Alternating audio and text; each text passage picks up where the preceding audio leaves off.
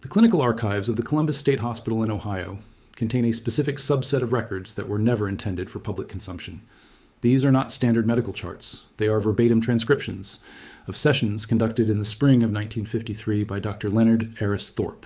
His subject was a patient identified as Edith Thorne, a woman of 93 who had been admitted for palliative care. Aris Thorpe was not looking for a historical conspiracy. He was a man of science trying to map the cognitive decline of the very old, but what he recorded over those 3 months was something far more disturbing than dementia. It was a forensic account of a world that was physically dismantled before the rest of us were born. Edith Thorne was born in 1860 in a rural township along the Ohio River. She belonged to the last generation of Americans who possessed first-hand memory of a dual-layered society. In her sessions with Aris Thorpe, she described a population she called the high people. According to Thorne, these were individuals standing between 9 and 11 feet tall who lived, worked, and paid taxes alongside the standard-sized population. Until the first decade of the 20th century, she did not describe them as myths or monsters. She described them as neighbors, blacksmiths, and master builders. The core of this investigation lies in the ergonomic discrepancy of the 19th century. If you walk into any courthouse or municipal building constructed between 1870 and 1890 in the Midwest, you will encounter architectural anomalies. We have been taught to see these as expressions of neoclassical grandeur. We are told the soaring ceilings and massive doors were designed to inspire awe. But aesthetics cannot explain the placement of the functional hardware.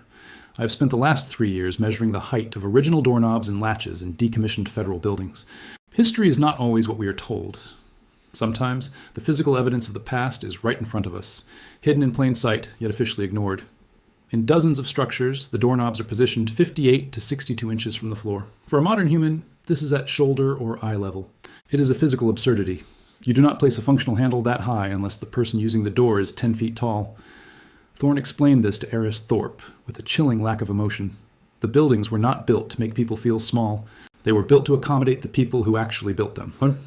But if these neighbors were real, why does every official document claim they never existed? The answer lies in a single day in 1933, when the American government authorized the total destruction of its most detailed physical records. The paper trail for the high people exists, but it has been systematically thinned. I began cross-referencing Edith Thorne's memories. This was the 1890 census, once the most detailed record of the American population ever produced. It recorded not just names, but physical descriptions. It included individuals of unusual stature. As we know, the official copy was damaged in a 1921 fire and later authorized for total destruction. This happened exactly 1 day before the National Archives cornerstone was laid. This sequence of fire and neglect eliminated the legal documentation.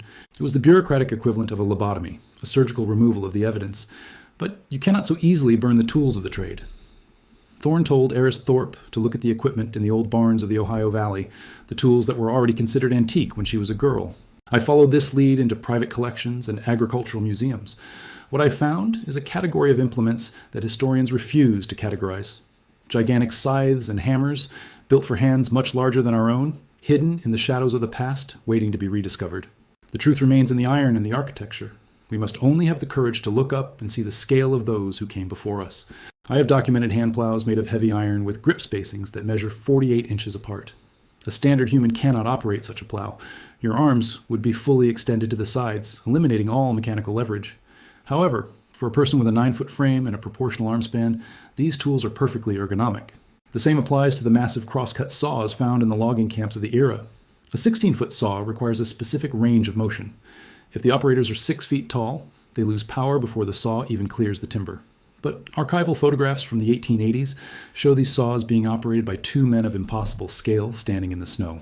The giants in these photos are not posed for a circus. They are dressed in standard work gear. They were the industrial engines of the 19th century, recruited specifically for their ability to perform labor that no team of horses could match.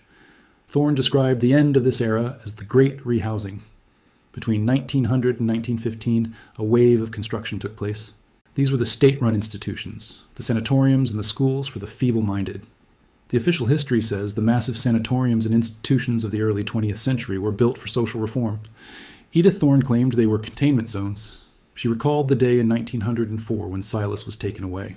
He was not ill. He was simply told that his biology was a liability in the coming age of electricity and standard manufacturing.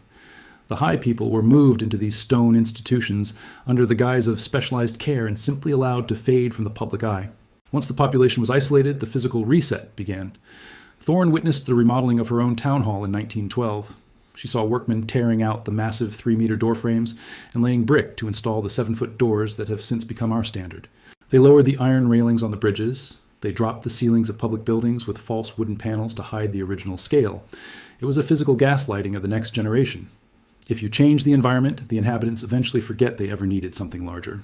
By 1920, the world was scaled down to fit a smaller, more manageable version of humanity. This transition was supported by the frequency reset. Thorne was insistent that the high people were tuned to the natural resonance of the earth. She spoke of the hum that used to exist in the cities. The massive pipe organs in the cathedrals and the mercury-rectified antennas on the towers were not decorative. They were part of an acoustic energy grid. In the late 1920s, the church bells were systematically removed and melted down. The musical pitch was changed from the natural 432 Hz to the dissonant 440 Hz standard. Thorne described this as a biological attack. It made the air too sharp for the high people to survive. It created a state of permanent fight or flight in the standard population, inducing a collective amnesia that made it impossible for people to notice the architectural changes happening around them. The Orphan Trains provided the final component of the erasure. Between 1854 and 1929, 250,000 children were moved across the country with severed identities. These children were the blank slate. They were placed in newly remodeled small-scale towns and taught a history that began in 1776. By the time these children reached adulthood in the 1940s, the testimonies of women like Edith Thorne were dismissed as fantasies of the senile.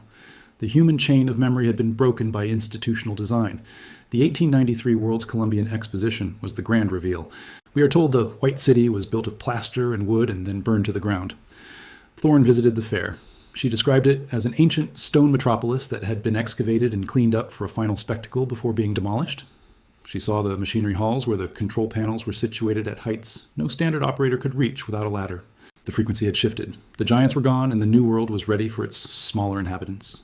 Yet the archival photos show no ladders. They show men who seemed to fit the machinery perfectly, men who were nearly double the height of the visitors. The fire that destroyed the fair was not a tragedy. It was a cleanup operation designed to eliminate the evidence of a civilization too grand. By the time Edith Thorne died in 1953, the last witnesses of the pre-transition world were being silenced. Her personal box of photographs, which she claimed contained images of the high people in her village, vanished from the hospital's storage. Dr. Eris Thorpe attempted to follow the leads she provided, visiting the old farms in the Ohio Valley. He found the oversized tools. He found the foundations of houses with 9-foot doorways that had been bricked over, but his reports were suppressed and his career in psychiatry ended shortly after. We are the inheritors of a world that was never meant for us. We live in a repurposed dollhouse, staring at high handles and vaulted ceilings, and we call it art, because we cannot admit it was functional. But why were these giants so essential to the construction of the Transcontinental Railroad?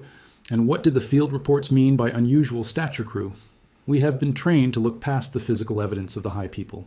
We see a 5-meter saw and call it a curiosity. We see a door handle at 5 feet and call it a design choice. But the iron and the stone do not lie. The systematic destruction of the 1890 census was the black hole that allowed this to happen. It was the moment the records were officially deleted. From that point on, every textbook and map was rewritten to fit the new, smaller scale. The giants were turned into myths, and the people who remembered the truth were turned into patients. But the evidence persists in the logistics of the 19th century. If you look at the construction of the Transcontinental Railroad, the early photographs show grading operations, where the size of the iron ties suggest a range of physical power that defies modern human limits. There are mentions in reports of specialized crews of unusual stature used for the most difficult sections of the line. These reports were never included in the final government summaries. The sanatoriums were the final resting places of this lost biology.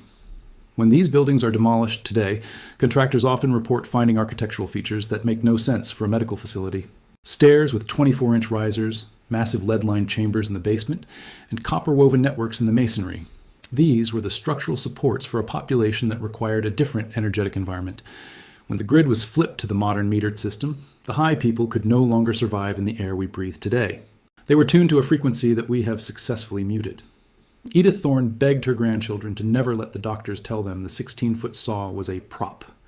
She knew the tools were the last physical anchor to the reality of her youth. But the tools were left to rust in the mud. The farmhouses were torn down to make way for the highway systems of the 1950s. The doorframes were standardized, and the silence of the 1890 census became the official voice of America. If we are truly the first generation with no memory of them, what is the secret hidden in the Federal Writers' Project transcripts?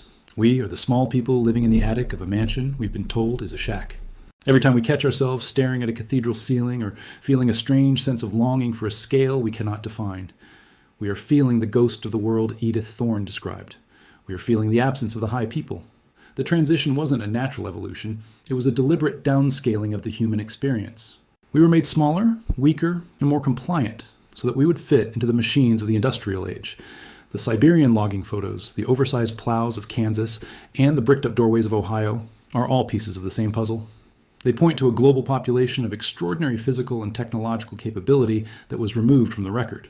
The Russian Revolution, the Great Chicago Fire, and the census burns were the erasers used to clean the slate.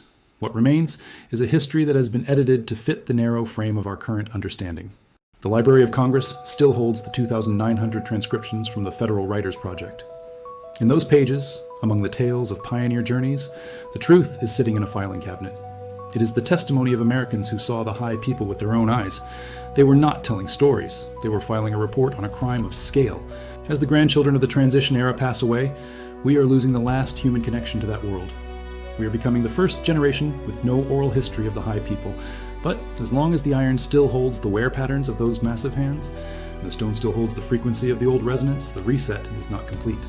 The truth is, waiting for someone willing to read the world as it was built, rather than as we've been told it must be. The legacy of Edith Thorne is a call to measure our surroundings, to realize that the architecture we inhabit is a fossil of a different humanity.